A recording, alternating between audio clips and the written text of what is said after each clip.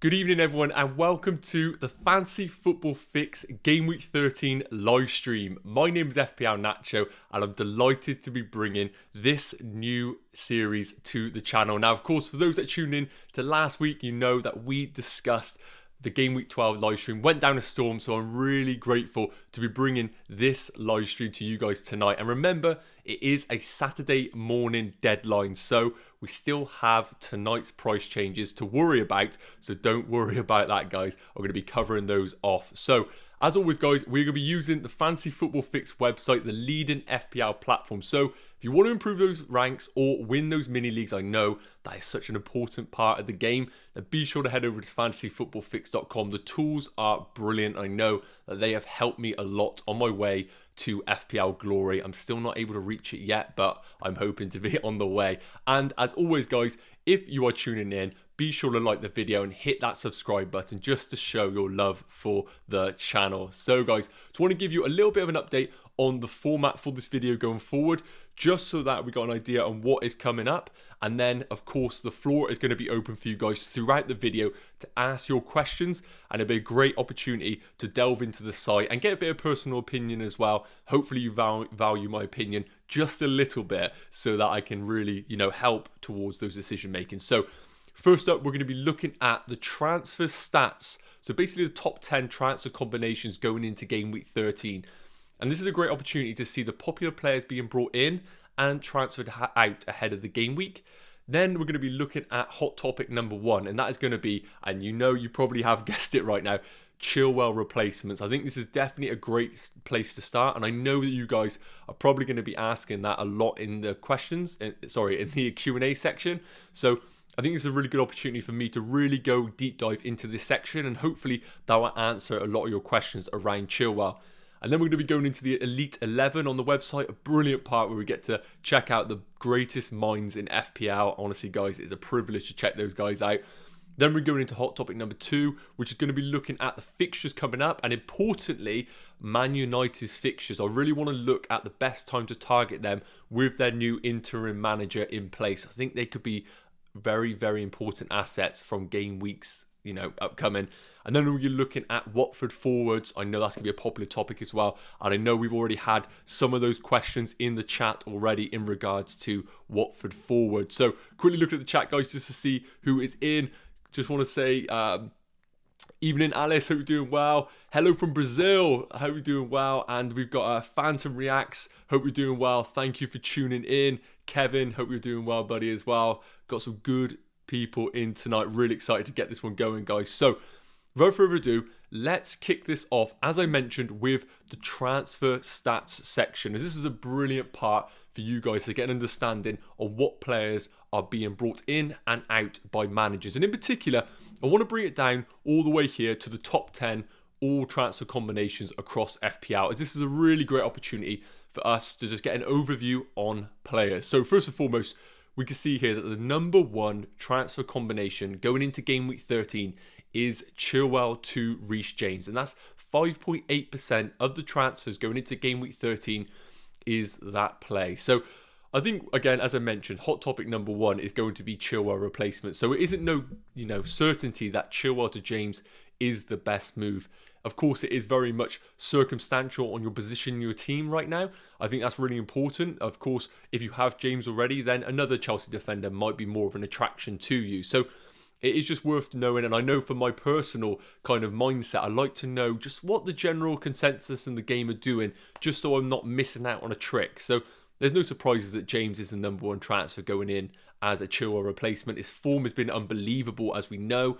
And of course, it looks like he's got that right wing back slot secured. But we know with the winter period coming up, rotation can be a thing. But Reece James is looking like brilliant FPL value. And it's worth noting that he's been flying in price recently. So if you do want to monitor his price a bit closer over the coming game weeks and the rest of the season, be sure to head over to our price predictor on fantasyfootballfix.com.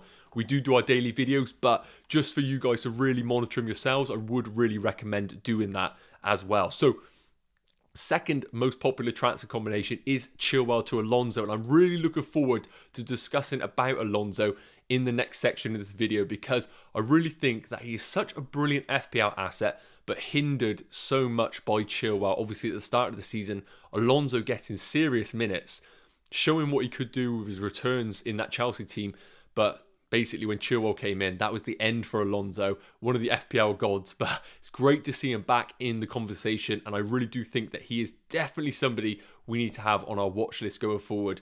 With that Chelsea defence, I think any asset is a good asset in that defence.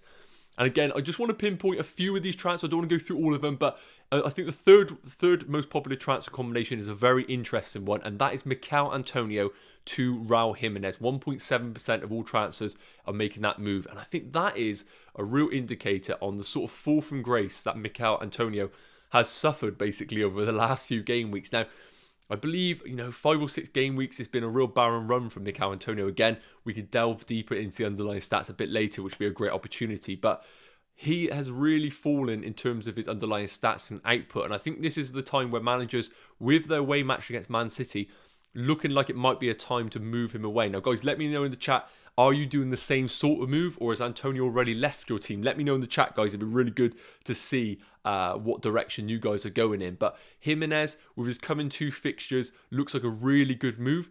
But I think for managers considering Jimenez in the longer term, we know that Wolves do have a bit of a fixture swing. That is worth noting if you have a more of a longer term mind in the foreseeable future. I think that's very important when we do make our transfers. And the last one I want to touch on is Havertz to Jota. Now, I know Jota is a very, very popular player right now. And actually looking at the 6th most popular transfer combination is Foden to Jota. Another discussion I want to make because, of course, injury news about Phil Foden. We've had confirmation from Pep Guardiola that he is getting better, but no confirmation from him that he's actually available for game week 13. So I know a lot of managers right now are probably on the sort of cusp right now, are thinking, we know that Jota is fit for game week 13. Is that the time to really go in on Jota for game week 13? So I think that's going to be even more of a popular transfer going into Saturday morning. And I think one that if you are a Foden owner right now, you should definitely be considering in your teams. So as I mentioned, guys, I think first and foremost, we want to cover Chilwell replacements. I know that a lot of people are wondering where to go with their Chilwell ownerships. And even if you're not a Chilwell owner right now, this next section is going to be a great opportunity for you to get an underlying sort of statistics on some really popular players in the game. The likes of Cancelos, the likes of Jameses, the likes of Alonso's. And even if you're not a Chilwell owner and you have these certain players on your watch list, you might get a better idea on what direction to take it going into the coming game week. So we are going to bring up the Fix Comparison Matrix. This is a brilliant part of the site, guys, something that I use all the time. And basically what you can do here is bring up multiple players. You can see there a maximum of 5, and we get to compare them with some brilliant stats. So when we scroll down here, you can see we've got goals, FPL assists, FPL bonus points, plenty more to go through, and I'm going to be covering those off in this analysis section. So I've decided to put Chilwell in as reference on this fixed comparison matrix for us to just get an idea on how the other players compare against him. I've decided to bring up 4 other options available, and those are going to be Reece James, no surprises there, him being in the discussion. Alonso, mainly because we're expecting Alonso to replace Chilwell in the Chelsea team. Cancelo, again, arguably one of the best FPL defenders right now in the game, alongside Reece James and Trent Alexander-Arnold. And last up, I threw a bit of a curveball in there. It's going to be Serge Reguilon. Now, this is obviously somebody who's a little bit cheaper than the other assets, and you'd argue way less, performing-wise, really underperforming in comparison to the other 4. But I think it's worth a discussion right now, just because of the coming 3 fixtures for Spurs. And for those managers that might have a bit more of a short-term mindset, he could be the answers to a few managers' problems. So I want to throw him in the conversation as well as a potential Chilwell alternative. Now, it's worth mentioning, you're probably looking at this thinking that Trent Alexander-Arnold isn't included in this comparison matrix. And the main reason why I haven't included Alexander-Arnold is mainly because of the budget. Now, Alexander-Arnold at 7.8 million isn't necessarily going to appeal to all managers because of the additional funds that you're going to need for the remainder of your squad. So, for example, if you want to make the Chilwell to Trent Alexander-Arnold move, you're going to need about 1.8 million in the bank. I'm conscious that managers don't necessarily have this available. So I just want to mention him first and foremost. And I really think that in terms of an FPL asset over the coming game weeks, I still think Trent Alexander-Arnold is fully justifying his 7.8 million price bracket.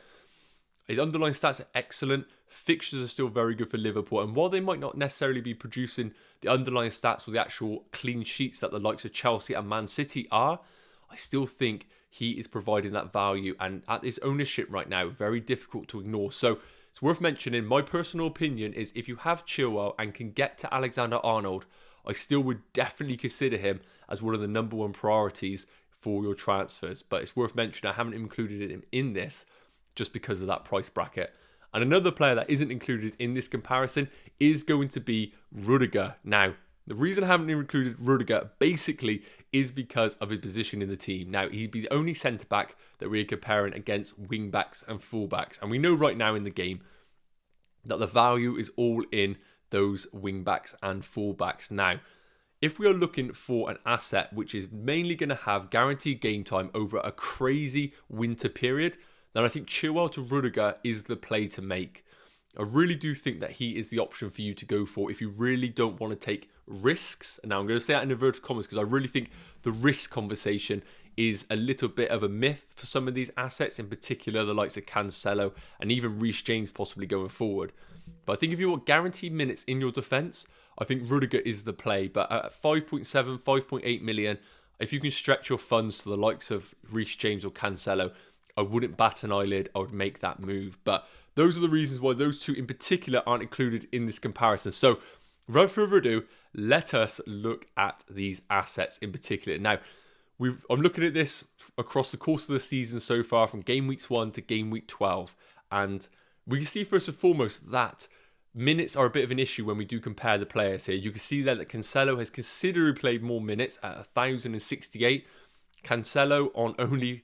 Cancelo on 1,068, Reguilon on 954, but then the Chelsea defenders in particular all on sub 600, basically half the minutes of the other two. So what we can do here is filter it by showing average per game. And this might be a good indicator for you guys just to get a bit of an idea on how they compare once they actually play per game. So I'm going to leave it at this, but guys, let me know in the chat, obviously, if you want me to filter it back to just the general totals. I'm more than happy to do that going forward. But I think this would be a nice comparison just because of the minutes difference that we have between all of the assets. So let's just go down the stats that I've decided to generate first and foremost. And you can see here that goals, again, Cancelo has been one of the best assets in the game right now. And how he hasn't scored any goals is beyond me. But still, without a goal, you can see that 0 per game. Now, Chilwell was dominating this area, 0.5 goals per game. James on 0.4, and then Alonso, obviously, starting off at the start of the season, only playing 6 games, 0.2 per game, and Reguilon 0.1. That goal coming in the previous game week, just for a note. And it's worth mentioning as well with Reguilon in this conversation, all the data, I would argue, is possibly old data. He's now going to be operating in a left wing-back position, which I think changes the game for him a little bit. Obviously, all these stats that we're taking are mainly from a left-back position in that Nuno team. So it's going to be very interesting to see how his stats evolve in the coming game weeks. Now he's in a new formation. Now you can see here for FPL assists, Reece James and Cancelo toe-to-toe on 0.4 per game. Chilwell was on 0.2, so he was matching Alonso and Reguilon for that department.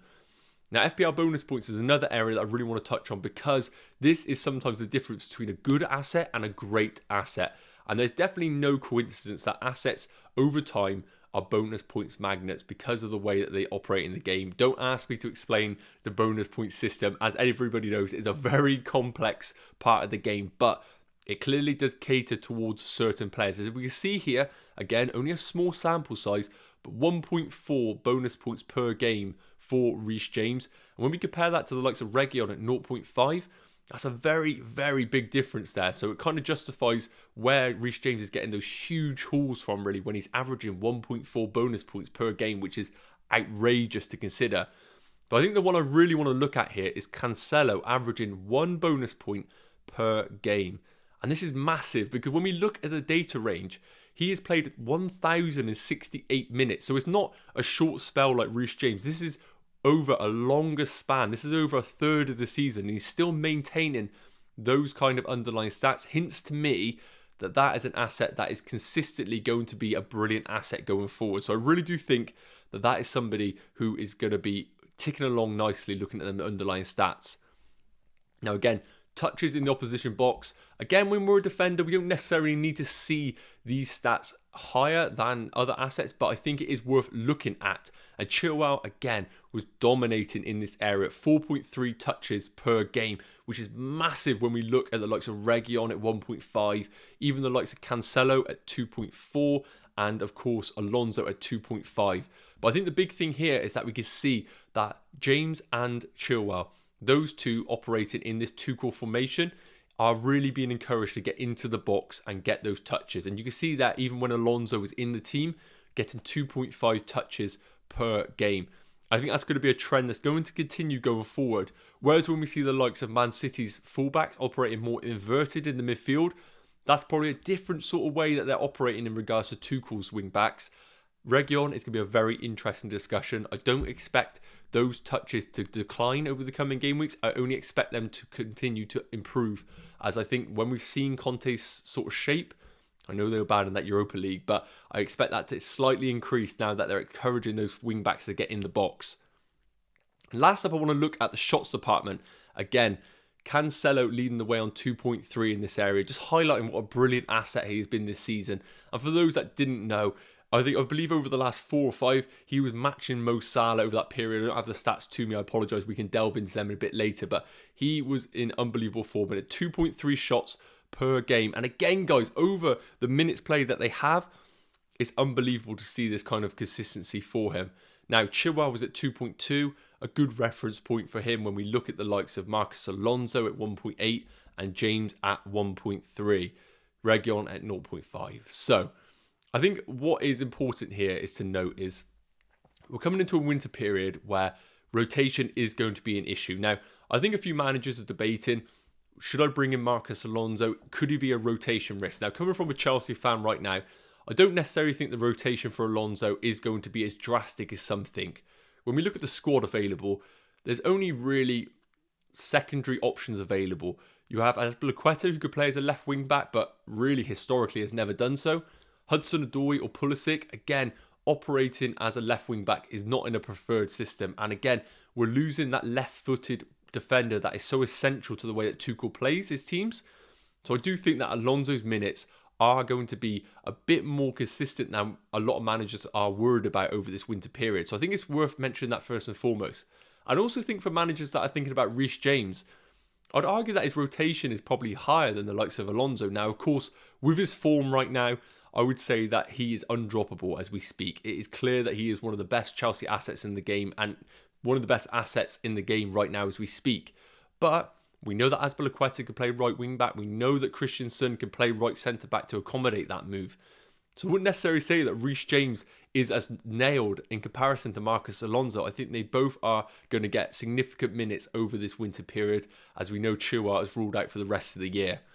So, what is the best Chilwell replacement? I know you guys are probably wondering that right now. So, looking at the projected points over the coming 5 game weeks, we can see that below the names of the players. We can see that Alonso is topping the charts right now at 27.9 predicted points over the next 5. Now, again, we haven't necessarily got any recency data to suggest that we can totally back this projected points. It's worth noting because, of course, when we look at Reece James's predicted points of 22, we have a lot more recent data to make real kind of justified decisions there.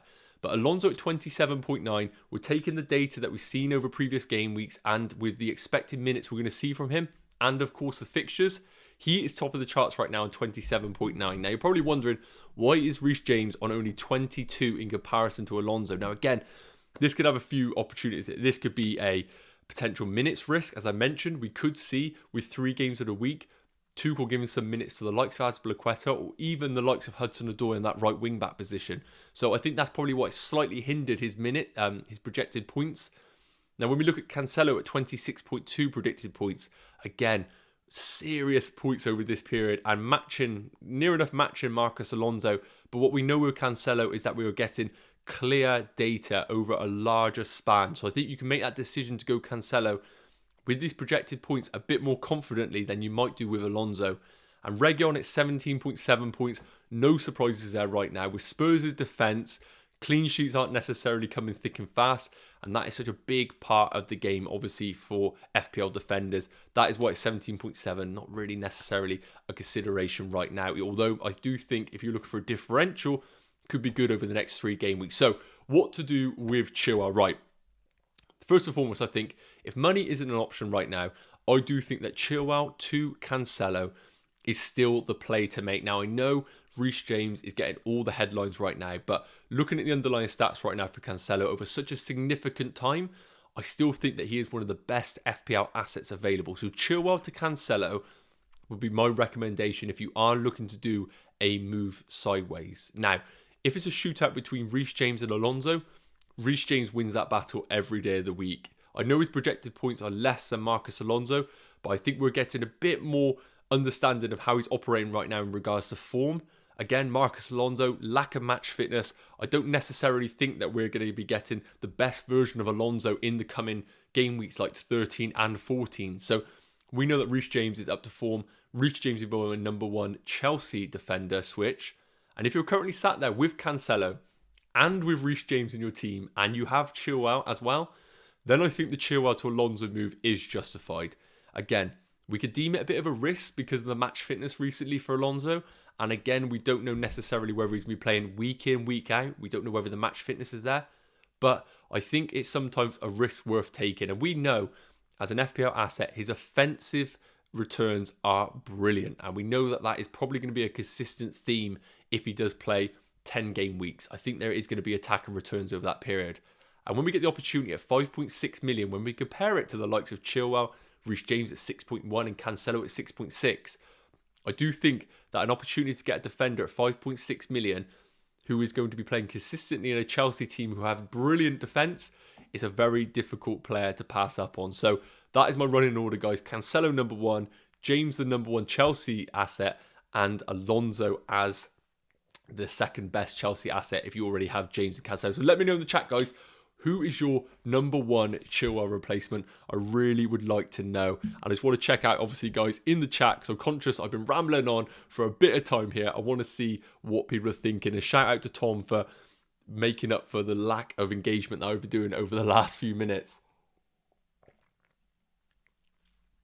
There's a lot of chat here about Reece James, of course, Reece James. I've got a few questions here which I'm going to be touching on later on, which I really appreciate you guys firing in. And as I mentioned, if you put a question in, I'll be sure to get to them if Tom hasn't already. And if you want me to get involved with the actual underlying stats on the website, that would be a brilliant thing for me to obviously get involved in on the side. We got here Pepe saying, Nacho, will Stones and Christensen start? Now again, very difficult to kind of make a prediction here because of the rotation that we see in these two Pep Guardiola sides.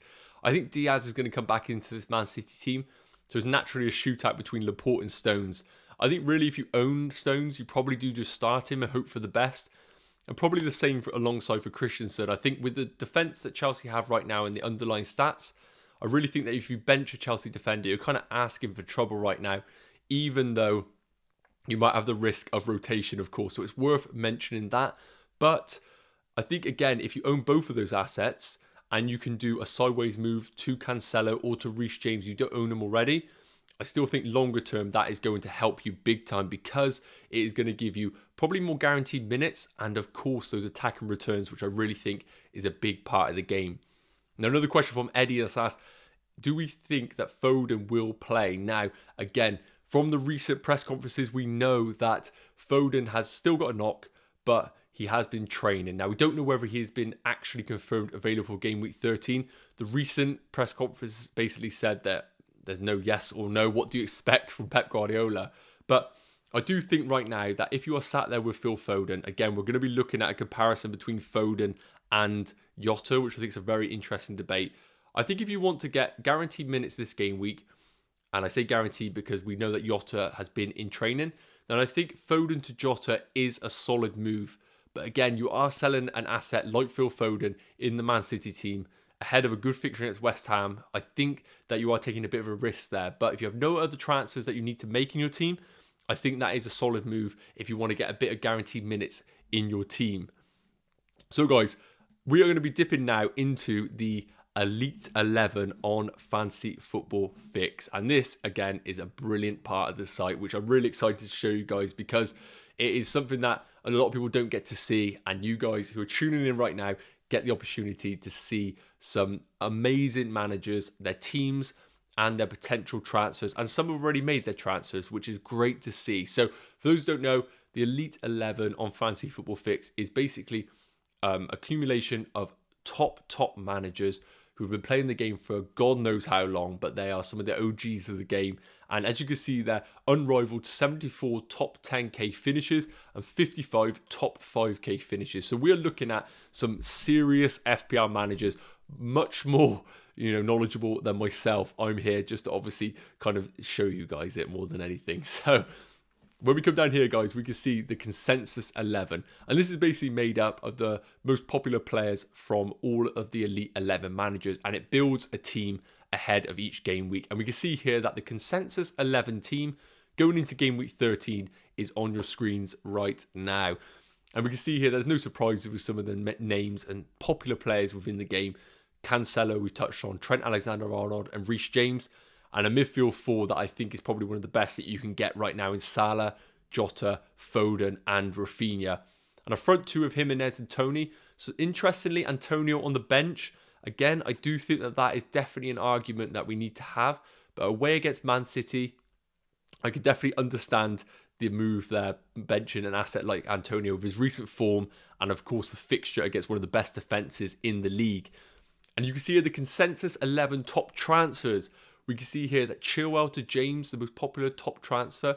Foden to Gallagher and Foden to Jota. And again, Jota I really think is a brilliant asset while Firmino remains injured. Now, I know that a few Elite 11 managers have made some Chilwell transfers. So I think it's been very interesting for us to quickly look at their teams, the transfers that they've made, and we get to have an idea on what directional player they targeted. Because again, guys, it's all well and good us looking at the underlying stats, but sometimes you want hard evidence from some top managers on what direction they went in with their Chilwell play. So we're going to be looking at Philman's team here, and we can see that he has played his transfers this game week. You can see here on the game week 13 manager confirmed transfers, they were activated, I believe, today, and you can see there Chilwell out for Reece James and Foden down into Gallagher. So quite a controversial move there, changing Foden to Gallagher. But Chilwell to James, I think, needs no justification whatsoever. I really think that is still a solid move. And as I mentioned, if you are a Cancelo owner, which clearly Philman is right now, alongside Trent Alexander-Arnold, I think James is the next best option for you to get ownership in that Chelsea defence. Now you can see that Philman has Rudiger in his team. Again, I think that ticks the box when you're looking for a consistent player over the winter period. I think that is going to reap returns. I would not be surprised if Rudiger matches Reece James over the Christmas period just because of those guaranteed minutes that he's going to be getting. Touch wood, he doesn't get any injuries. So I think that's really good to see there what direction a top manager has gone for. And I really wanted to show you guys part of the Elite 11 here. A brilliant part of the website is we get to look at managers and you get to basically choose which manager you want to associate yourself with. So for example, Philman here, we can see here basically the strategy and the sort of ideas that he goes forward. So we can see here that he's generally a dullard manager, but with maverick tendencies. So if you're sat there right now and you can kind of relate yourself to Philman or another manager here, you can track that manager with push notifications for manager transfer activity. So it basically means that we have the opportunity to know exactly when those transfers are being played so that we don't miss a single one. So it's worth mentioning that, guys. I think that's a brilliant part of the website. And I also know that Copenhagen Wednesday down here has also activated his transfers this game week. And we can see here that Chilwell to Alonso was his play. Now, it's worth noting that he already owned Reece James going into game week 13. So we can see there that having Reece James already in your team, I think is a big part of the game, because having Reece James already indicates that you could take that risk on Marcus Alonso. And I think that is why Marcus Alonso is such a brilliant asset in the game when you can target Sorry, just reading those comments there. When we could target the likes of Marcus Alonso. I think that's a brilliant move. And again, very interestingly, Foden to Gallagher is the play that managers have made. Really interesting to see that Foden has been sacrificed to bring in someone like Gallagher in your team. So really interesting to see that transfer moves, guys. And again, if you associate yourself with Copenhagen Wednesday, then I think that is a really nice manager to track. And as I mentioned, you can see on the push notifications there. So guys, we're just going to be coming back up here into the Elite 11. And it's worth noting as well that we can see here that in the Game Week 13 Consensus 11 top captains, that we actually have Salah at 100%. No surprises there whatsoever in regards to that. And it's mainly because of Salah's form recently being so solid. I don't think we can really necessarily doubt Mo Salah right now at 100%. And I think if you are currently sat there with Mo Salah in your team, it's a very difficult player to ignore right now. So guys, that is the Elite 11 covered. I apologise if you could hear background noise right now. Someone's decided to light fireworks right now, which is making the dog go mental. So I apologise if it has gone a little bit mad in the background, guys. I do apologise for that. You know, live streams do always bring the joys of what can happen in real life. And I will be having conversations with that neighbour once they have finished those bloody fireworks. So I think it's a really good opportunity now. We've delved into hot topic number 1. We've looked at, of course, the Elite 11. Let's get some questions flowing, guys. I want to get involved with the chat, as I know that Tom's done a brilliant job in there. And I think it's going to be a good opportunity for me to get involved on the website, get the site going, and we can get a, I see some people are saying about the dog in here, and we can really answer some of the questions. And then we'll go back into the Fixture Analyzer afterwards for us to get an idea. So I'm going to scroll up here, guys, to get a bit of an idea on some of the questions that you guys are answering. And hopefully this fireworks will stop anytime soon. So, right then, guys, let us kick off with some good questions. So, first and foremost, Saka is saying, is Chilwell dropping tonight for sure? So, I want to quickly just bring up, just for 2 seconds, the price change predictor on our website, just to give you guys an idea on what potential changes are happening. Now, Reece James predicted to rise in price tonight, so if you are looking to make that move, I do think that that is a solid play. Again, guys, a 7.1% progress per hour. We are expecting him to change in price. But Chilwell is the one that is definitely, you know, possibly falling in price. You can see there at 83%. We don't know necessarily whether that is going to increase over the coming over the coming hours. But at his current rate right now, we are predicting him to fall in price tonight. So it's worth noting that, guys. If you are a Chilwell owner, it might be worth making that Chilwell to James move tonight just to avoid any heartbreak that you might have. So I hope that has answered some of those questions there in regards to the price change predictor. So let us look at some other questions here, guys. We've got here, just scrolling down a minute. Okay, so Tommaso said, Rafinha to Jota for a -4. So Rafinha obviously we think is available for game week 13, which makes him again a very, very viable FPL asset, which I think we all need to consider. I still think that he is a brilliant option and one of Leeds' main talisman in the side. So I think what we're going to do here is go to the predicted points section over on Fantasy Football Fix to get an idea on how these players are going to be operating over the coming game weeks. So I'm going to decide to filter it over the next 5 game weeks for us to get an idea on how they match one another. And there's no surprises whatsoever that Jota is leading the way, second highest scorer midfielder on 34 points. And you can see there that 7.3 in game week 13, 6.4 in game week 14, and 4.8 in game week 15. I apologise, guys, for the dog going mental in the background.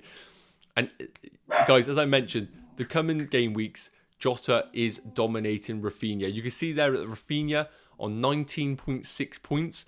Basically, you know, not necessarily half the points of Jota, but significantly less than Jota. And we know that Rafinha is coming into a tricky run of fixtures over the coming game weeks. We can see here that while the Brighton and Crystal Palace fixtures are good, he then has to play Chelsea away, Man City away, and Arsenal away. So tricky fixtures for Rafinha over the longer term. But I think over the next 3, there is still value for Rafinha as an asset. Now, Jota, on the other hand, is somebody that I really think that if you can get him in, I think that he's going to be seriously worth holding. Now, it's worth mentioning with these projected points for Jota that we are at the assumption that that Firmino is still going to be ruled out. And I'm conscious that we still don't have any information how long Firmino's injury is going to be. So it's worth noting that first and foremost, guys, because obviously if Firmino does come back into the team, Jota's projected points are naturally going to decrease because of those effective minutes that he's going to have. And I think it's worth noting as well, when we look at his minutes recently, he's only played 90 minutes once since game week 6. So 75 minutes, then bench in game week 10. We know that Jota is a rotation risk in this Liverpool team. But while Firmino remains out in the side, this is an asset which is very, very difficult to ignore. So Rafinha to Jota, I think for a -4 could pay its dividends if, and it's a big if, Firmino remains out over the next 6 game weeks. But I think it's worth noting that Rafinha over the next 3 is still projected to do well. So I don't necessarily think it's a desperate transfer move to make, more of a luxury move if you can make it in your sides. So next up, guys, we are going to go have a question from Foden replacements. Apologies, my pronunciation is shocking. Mulea has said, Foden replacements, I already own Jota.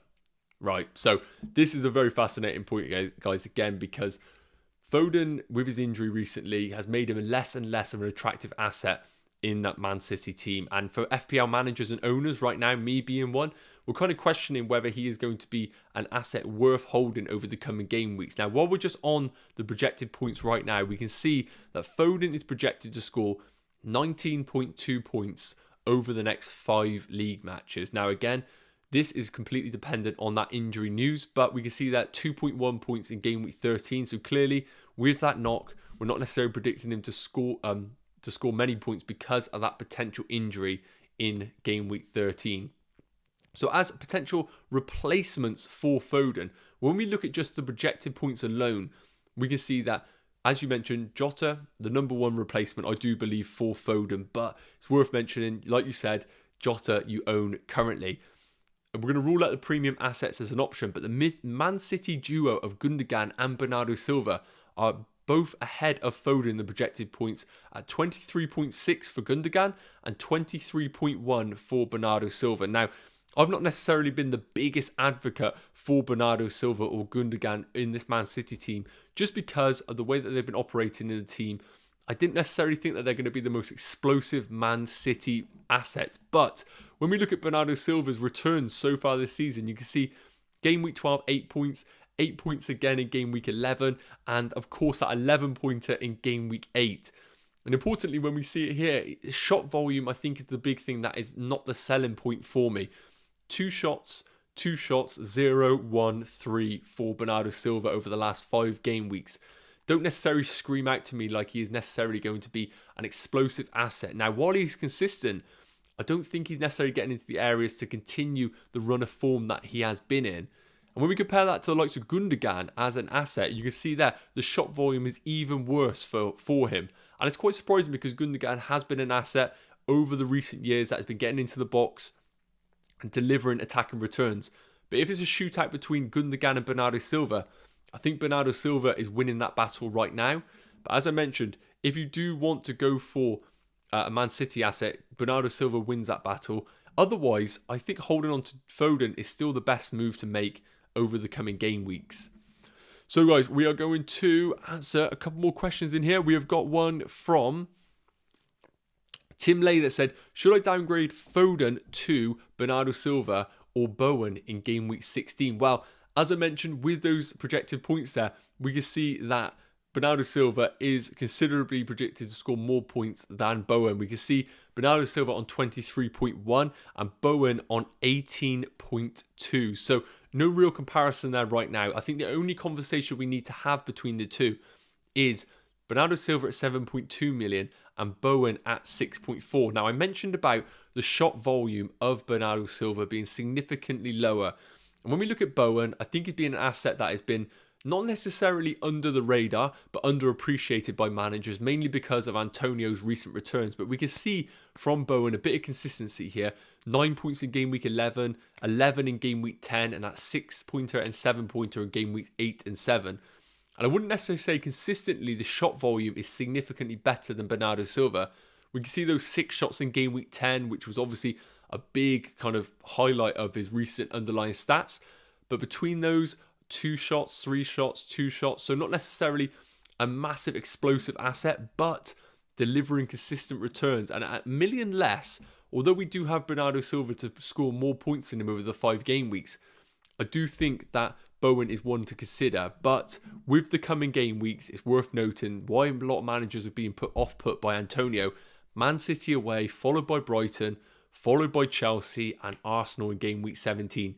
Doesn't necessarily feel like the right time to be targeting someone like Jarrod Bowen. So I do think that, coming back to your question about Jarrod Bowen, I would probably look to downgrade Foden to Bernardo Silva if it is the conversation of the two. So, guys, next up we're going to be looking at the Fixture Analyzer just to get an idea about Manchester United. Now, I think this is really interesting to have this discussion about Manchester United because of the interim manager coming in charge. I think a lot of managers right now who are sat there with either wildcards still available or are looking to target them as a potential fixture swing. I think this is a great opportunity to see when that time to target Man United assets are. Now, first and foremost, we've got this over the next 6 game weeks, and we know right now that Man United are in a bit of a terrible run of form right now, and the coming fixtures are very difficult for them. Chelsea away, followed by Arsenal at home, who still look like a decent team, and then Crystal Palace at home, which is by far not an easy game because of the recent form that Crystal Palace have been in. So the next 3 fixtures of Man United in particular really do look tricky. And you can see here over the next 6, Leicester are topping the charts right now over the next 6 game weeks, with home fixture against Watford, against Newcastle, and some may even against Tottenham right now in the form that they are in, offering great value. And Crystal Palace as well, second best over the next 6, with Villa at home. And I would argue that this is a trickier fixture now with Steven Gerrard at the helm, and the likes of Everton at home and Southampton look like brilliant fixtures. So Crystal Palace assets, we spoke about it, the Elite 11 bringing in Conor Gallagher as an asset, and we were questioning why that was happening. Well, when we look at the next 6 game weeks, I think Conor Gallagher, while he's been a great asset so far this season, and a lot of managers are probably thinking, have I missed the boat with him? I think looking at these fixtures coming up, still a great time to invest in Conor Gallagher. And if you need to downgrade a midfielder into someone like Conor Gallagher, I definitely think the time is still to do it now. I wouldn't be off put by it at all looking at these fixtures. And lastly, we want to look at Liverpool. Now again, Jota is somebody who we've been discussing a lot about, and while Firmino remains out and these fixtures coming up, Southampton at home followed by Everton, Wolves and Aston Villa, and then that brilliant home fixture against Newcastle, shows that Jota playing in this centre forward role for them is still one of the best assets and best value picks in the game. So managers shouldn't be worried about any future fixtures for Liverpool. Still a triple up in them. Looks like a viable move going forward. Now, the reason I came to this section, of course, was for Man United assets, and I really want to look at them and when that fixture swing changes. So, as you can see here, over the next 6 game weeks, they are about mid graphic here for fixture difficulty in regards to attack. Now, when I filter this from game week 15 for the next 4 game weeks, and I'll tell you what, we're going to look over the next 6 game weeks because I think that's a great idea on whether to invest in an asset. If a team has 2 good fixtures, brilliant, but you're not necessarily looking over just 2 game weeks. I really think you need to look over the longer term. You can see there from game week 15 onwards, Man United become the number 1 fixture attack difficulty team. And you can see why here with some of the fixtures. Crystal Palace, I touched on, is going to be a tricky fixture then. But then Norwich, Brentford, Brighton, Newcastle and Burnley, you couldn't really handpick these fixtures for Man United any better right now. They look like brilliant fixtures on paper for them. Now, of course, this is all dependent and assumptive on them turning a corner with their new interim manager in charge. But if they are going to, game week 15 looks like the time to go into these Man United assets. And I think this is brilliant right now because of the fixture swing, because we're not in the middle of this fixture swing right now. And it gives us an opportunity over the next 2 game weeks to see how the players react, how the starting 11 is going to look. Are they going to go for a back 3, back 4? How are they going to operate their team? So 2 game weeks worth of information is going to be absolutely vital. And I really would recommend managers, I know it seems crazy right now, considering a Man United plan from game week 15 or 16 onwards. Now, whether you're the likes of a Harry Kane owner, we want to come down here to the Spurs fixtures. You can see there that Norwich in game week 15 is a great fixture for Harry Kane. But then after that, Brighton, Leicester, Liverpool, Crystal Palace looks like a great opportunity to do the Harry Kane to Cristiano Ronaldo move. So I think game week 16, just penciling that in for a potential longer term fixture transfer is something worth considering. But guys, game week 15 or 16 onwards, Man United need to be in our thoughts alongside Man City like they always are. And I think that is going to be a significant change in the FPL landscape once they become viable options with the likes of Sancho and maybe even the defenders. Who knows? Maybe the defenders might become options available. So let's get back into the questions, guys. I know I've been rambling for a while and I want to engage you guys and get some good conversation going on what the best players to target are. So just reading through here, appreciate it, Tom, for answering so many of these questions already. So Toby C has said, do you think Alonso is nailed now? Now, if you have been tuning in for the whole stream, I touched on Chelsea defenders. And I think right now with the Tuchel system, a left-footed left wing-back is essential to the way that they play right now. And with somebody like Marcos Alonso, who we have to remember played 6 game weeks, has shown that he can operate in this Tuchel system. Now, defensively, he has a lot to, not a lot to live up to, really. He's very poor defensively, but his attacking threat is there. And I think that's the big thing, really, is Tuchel really puts an emphasis on his teams getting down the flanks and creating opportunities through our wing-backs. And I say our because I'm a Chelsea fan, but I really think that Alonso has proved his worth in the Tuchel team. I don't see any other asset taking minutes away from him. I think the only time Alonso will lose minutes is for just general match fitness. We have to remember he's been out for maybe 6 game weeks. He might not be up to speed with the Premier League again right now. I know he's been training, but very different getting that game match fitness. So yes, he could be a risk for game week 13 against Man United. Tuchel might see it as an opportunity to play Azpilicueta maybe out of position. But I think longer term, over the winter period, Alonso is going to be that number 1 left wing back. And I think you could bring him in without hesitation that he is going to be playing more games than he is going to be missing. But I did mention that Reece James and Rudiger are still brilliant options. And who can argue against Reece James right now? So I hope that's answered your question, Toby, a little bit more. So we got one for Sangay that said, best captain for this game week. Now, again, guys, I've touched on it, and even the Elite 11 have backed my thought process that Salah is still the go-to player ahead of game week 13. Now, I know I was already in the predicted points, but I'm just going to dip back in it for game week 13 in isolation, just to show you guys why I have Mo Salah as my captain. And we can see here, game week 13 in isolation, we have him predicted to score 8.4 points, which is outrageous. It's absolutely outrageous, guys. But you can see, followed by that, it is Liverpool, Liverpool, Liverpool. Jota on 7.3, Mane on 7.1, and Trent on 6.5, followed by Vardy at 6.2. So right now, guys, I think that it is only Mo Salah as a captaincy option. And another big reason is because of the ownership for Mo Salah. Now, a great part of the Fantasy Football Fix website is we can see not only the ownership, but ownership from live teams. And that's the important one right now. We all want to win FPL, and you've got to beat those live teams. So 86% own Mo Salah in live teams. And that is absolutely massive, guys. That is absolutely massive. And when we know that Mo Salah is projected to score the most points in game week 13, we know that he's been the most popular player for basically 12 game weeks. We know that he is going to be the outstanding captain, and the majority of managers are going to captain Mo Salah. Now, when you captain someone, it basically increases their effective ownership because, of course, you get double points for captaincy. So, if you own Mo Salah in game week 13, you don't captain him and he scores points, that is effectively going to be a negative impact on your team because although you might score 10 points, so many people are scoring 20 points because of captaining him.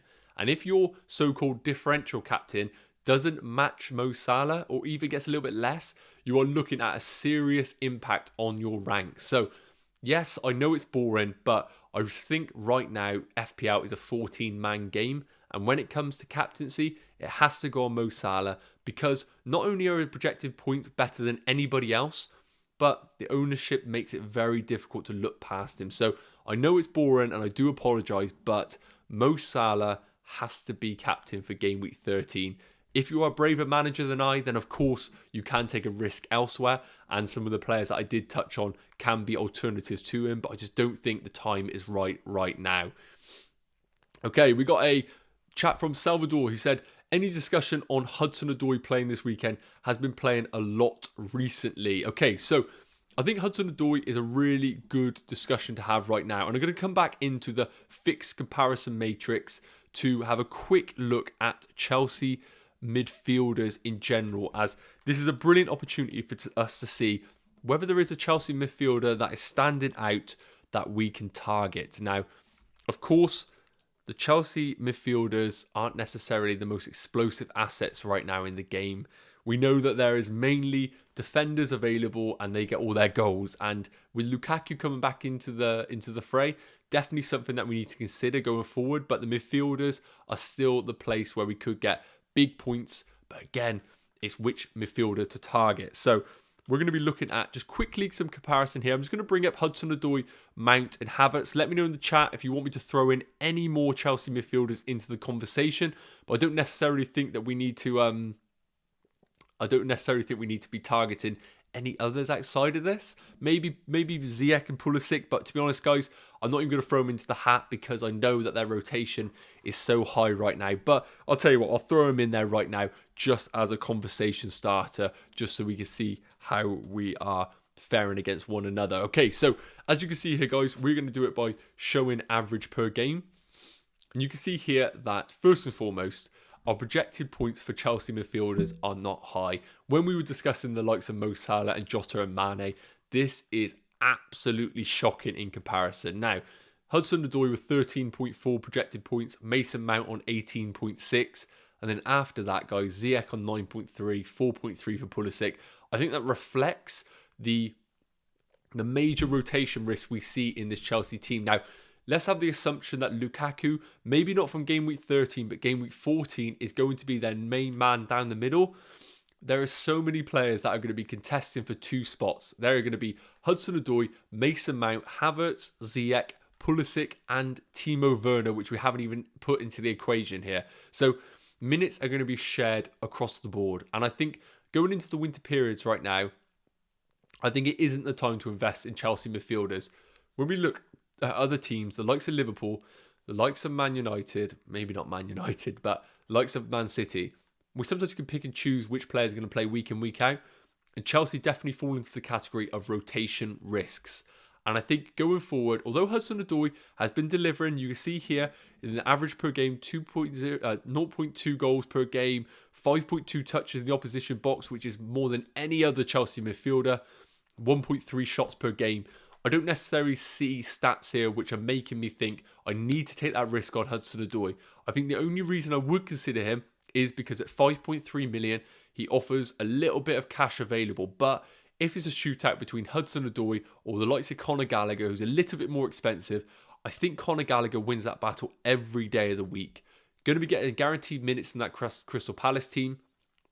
And the underlying stats are still solid for Gallagher. So although I think Hudson-Odoi is going to be, returning now and then, I think he's always going to be a player that we're going to have to just ignore because of that rotation risk.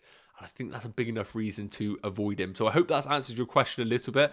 If you want to take that risk, then of course do so. Maybe a braver manager than myself. So I'm going to answer a few more questions, guys. Hopefully this will provide you some value. And if there's any part of the website that you want to tune into, let me know and I'll delve into it. And of course, you guys can check this site out yourselves.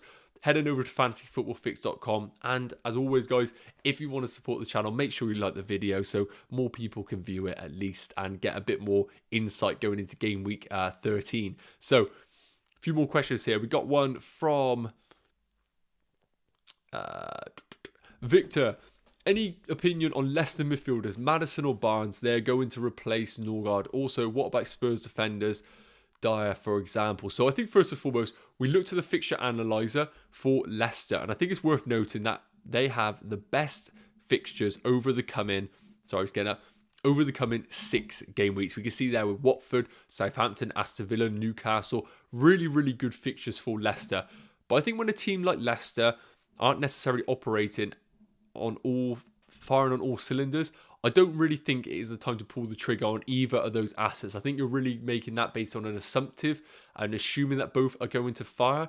I don't necessarily think that you need to make that play. So I would say neither right now. I wouldn't be targeting Leicester midfielders. I would much prefer someone like Conor Gallagher at Crystal Palace, who's got just as good fixtures and guaranteed game time in that team. Now, in terms of Spurs defenders, again, Dyer, we know he's going to get game time with that injury to Romero. That means that he probably is going to get guaranteed game time over the coming game weeks, and we know they have solid fixtures. But would I go for Dyer right now, looking at Spurs and the way that Conte's not necessarily got his players and structure in place? I don't think that's necessarily the best move to go for right now. I'd much rather, if you are going to go down Spurs, pay a little bit more and go for a Emerson Royal or a Reguilon. But even then, I don't necessarily think that that is the time to make that move. We got a few more questions here. We got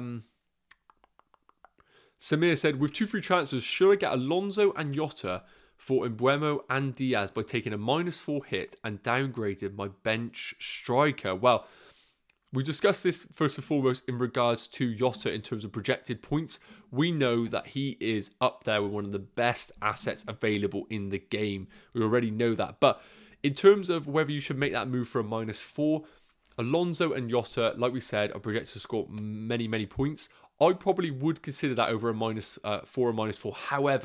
However, it is worth mentioning that when you play a -4, in the short term, you probably aren't going to see real returns. Now, Diaz, with their fixture, I always back Man City to keep a clean sheet, and I'm expecting him to play this game week. So I would expect, a 6-pointer minimum from Diaz. And with Alonso playing against Man United, first and foremost, might not even play because of match fitness. And secondly, might not even keep a clean sheet because Man United might have a new lease of life with a new manager in place. So it's worth mentioning that first and foremost. But I think over the longer term, Jota against Mbeumo, there's only one winner there. And Alonso versus Diaz, I'd probably fancy Alonso to match Diaz just because of those attacking returns potentially. So I would be tempted to play that move, but view it more over a longer term over the Christmas period rather than shorter term. And it's worth mentioning as well, again, I apologise for backtracking a little bit, but with the winter period, with so many fixtures for teams over this period, the likes of Jota are rotation risks, especially if Firmino returns. With Diaz, we probably know he is going to play the majority of games, and in Mbeumo, likely playing the majority of games. So I think you're probably selling kind of guaranteed minutes for rotation risks, but I like the risk idea in that move. We got a question from Holly saying, you sound like Stephen Merchant. Are you related? I am actually not Stephen Merchant's love child. I apologize. And it's funny, I don't actually feel like I sound like him, but when I listen back to these videos, I do realise very quickly that I am very, very much southwestern. So it is, as you said, a thing of beauty. I'm glad it comes across that way, as I am conscious it can sound a bit terrible in the audio, especially if you've got headphones in. I apologise. Nuclear Atoms, how are we doing, buddy? I've already done an early transfer to free up cash. Should I do a -8 to bring in James and Alonso for Christensen and Chilwell? Okay, so I probably wouldn't play the -8. I think a -4 is justified. I think for managers that are sat there right now with Chilwell, I think that playing that move is probably a solid play. And the reason being is because Chilwell is ruled out for the longer term. Now, whether you go for James or Alonso, we discussed this recently. Over the next 6 game weeks, you can see we have projected Alonso to score 33.3 and James on 26. Now, of course, we are at the assumption that Alonso is going to be playing more minutes than not. We still don't know that and whether he is actually going to be match fit. So I personally, and this is my personal opinion, I know that our graphic suggests otherwise, probably would play the Chilwell to James move just because of the ownership for James increasing every week. We see 40.4% ownership in live teams. That could hinder your rank if you don't own him. I think the Christensen move is a luxury move, and at -8, I don't necessarily think that is worth playing. So I would probably recommend doing the Chilwell to James move and holding off on the other one. I don't necessarily think that that is a solid move. Okay, we got a question from Zayatus. Great name. No, Xantus, apologies. Smith Rowe or Bernardo Silva, help. Okay, I'm going to definitely help you on this one here. And what I'm going to do here, just for you, Xantus, is come into the player heat map section just to get an idea on each of the players. So we're going to be putting in Smith Rowe as player 1, and we'll be chucking in Bernardo Silva as player 2. And first and foremost, the great part of this is we can see both have played very similar minutes. Bernardo 940, Smith Rowe 984. And we can see Bernardo Silva slightly winning in the points per game department, 5.2 to Smith Rowe's 4.9. And we can see points-wise, 59 for Smith Rowe, Bernardo Silva with 57. Now when we come down to the touch heat map here, again, we can see quite similar touch maps. Bernardo Silva probably arguably getting more penalty box touches, but middle third touches are very, very predominant in their touch heat map here. And I'm going to come down all the way here to the general statistics to get an idea on how they are operating against one another. Both have scored 4 goals, decent returns for both assets there. And expected goals, Bernardo Silva dominated in this department, 3.36 to Smith Rowe's 1.88. Now, we have touched on previous videos about how Smith Rowe is overperforming in FPL and obviously in general real life. But Bernardo Silva at 3.36, that is very surprising to see that. And something that I could see, you know, as an underlying stat that I personally like to see, as it shows that he's actually getting into great areas and in great goal scoring opportunities. Now in the shots on target, shots in the box, Smith Rowe is winning in those areas. But expected assists, again, Bernardo Silva leading the way with 2.27 compared to Smith Rowe's 0.94. So basically the way I read this is, Bernardo Silva probably is the pick of the bunch. Now, Smith Rowe at 5.9 million, Bernardo Silva at 7.2 million. Now I think it's a discussion about value. If money isn't an object, I probably would still go for Bernardo Silva as my pick. But if money and you need that value in your team to kind of spread across the rest of the squad, I think I would go for Smith Rowe as the option. So it completely depends on your price available. But hopefully, looking at those underlying stats show that Bernardo Silva is actually ticking along very nicely in FPL right now, and quite surprising actually. Mahesh has said, back 5 with Trent, Cancelo, James, Alonso and Reguilon. What do you think? Mahesh, love that defence. Absolutely love it. Trent, Cancelo and James right now I think are 3 of the best defenders available. And you've got a nice little sprinkling of differentials with Alonso and Reguilon. Now, don't expect Reguilon to score week in, week out, of course, with that goal in game week 12. But I keep saying it week in, week out. But if Spurs are going to turn a corner, next 3 fixtures look solid for them. Really like that back 5. And one thing I would say, I would start that back 5 every week. That's the only issue you might have, is you're probably going to have to start them week in, week out without even regarding the fixtures, just because of the attacking potential they all offer. Dale said, I tried Ronaldo against Watford, could have been worse. Safari said, is Foden to Jota really worth it long term with City's fixtures turning soon? Okay. Is Jota's... I think that Foden to Jota is a solid move to make if you're looking at it over a longer term perspective. But it's worth mentioning, with Firmino coming back potentially over the Christmas period, you could see him take minutes away from Jota. But I do think Jota, who's a little bit cheaper, probably would be my pick right now. If you didn't own either, I would go for Jota as a option. Got one from Ryan here saying, comparison of Benteke versus King. Also, do you think King will be an option during the AFCON, considering many Watford players could be leaving? Okay, so I did say that I would touch on this, so this is a good opportunity here to compare Benteke versus King. And what I'm going to do here is I'm going to put it, while I'm in the player heat map section, I'm going to bring up both players as into this. So we're going to come into the forward section, and who would have thought, guys, that I'm going to be comparing Benteke versus King? What year are we living in? Honestly, guys, what parallel universe are we in right now where I'm sat here comparing Benteke versus King? I cannot believe what I'm doing right now, but I guess stranger things have happened. But, geez, I cannot believe this. So, Josh King versus Benteke. So we can see here, both have played very similar minutes. 730 for King, 773 for Benteke. And 45 points for King, 42 for Benteke. Very, very close in that department. But King just leading the way on points per game at 4.5 to Benteke's 3.5. When we come into the touch map here, again, we can see, very interestingly, Benteke getting a lot of touches in that defensive box. Clearly very, very important to them defending set pieces. But I would say both are very similar in regards to their touch heat maps. Very central with their touches in the box, which is very, very good to see getting in between the posts. But what I want to come to down, guys, is the total statistics here, as I think this is a brilliant indicator for both players. We can see here that both have scored 4 goals, but Josh King, expected goals 4.52. Unbelievable expected goals there for Josh King. Christian Benteke, slightly less on 3.4, but still a great expected goals for Christian Benteke. I think it's just because Josh King's is so good that it makes it look a little bit worse than what it is. Shots of Christian Benteke 26 to Josh King's 22. Both similar on shots on target.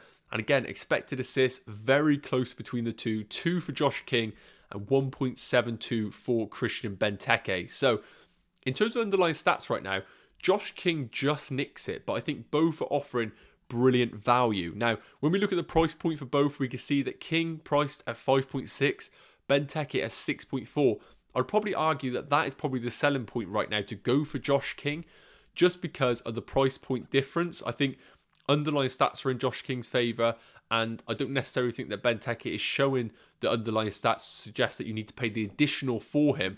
Now, I did touch on those fixtures coming up for Crystal Palace over the next 6 game weeks. We can see here they are second best for fixture difficulty over the next 6 game weeks. Watford, on the other hand, Leicester away, Chelsea at home, Man City at home. So now it comes down to what kind of manager are you? If you're based on recent form and underlying stats, I'd probably say Josh King is the play to make. However, looking at the fixtures coming up for Watford and for Crystal Palace, I would like to think that I would favour just Christian Benteke just because of the fixtures coming up. Chelsea and Man City for Watford are 2 of the best defences in the league. I really think that he is not going to get much change out of those defenders. So I would probably favour Benteke. However, if funds are an issue in your team, Josh King just offers a brilliant third striker option. Benteke's price point, probably looking like you're going to have to start him every week, which could cause problems longer term for you. So guys, I'm going to answer a few more questions here. Hopefully I've covered a lot of the majority ones really. And again guys, you can always rewind this. As I mentioned, I covered hot topics like Chilwell replacements and Man United fixtures. So hopefully that has helped you out a little bit. Okay, we got something to say about Ollie's risky move there. Tim said, still have 6.5 million in the bank. Should I still target a premium forward from game week 15? If so, CR7 or Lukaku. If not, who to bring in? Have Antonio, Dennis and Broha right now. Okay, so as I mentioned, guys, fixtures coming forward from game week 15. We touched on that previously, but you can see here that from game week 15, 4 teams, and look over the next 6 game weeks, Man United are winning that department there. And I do think that if there is a time to invest in Cristiano Ronaldo, it is going to be then. Now, it's worth noting Lukaku coming back from injury is going to be an option available, but I want to see Lukaku get up to match fitness. And with that away fixture against West Ham, probably not the time to target him. Maybe game week 16 onwards for Lukaku. But probably right now, looking at the fixtures, I probably would just favour Cristiano Ronaldo as my premium forward. And looking at the fixtures coming up, I still think that a premium forward is going to be a solid strategy for your team.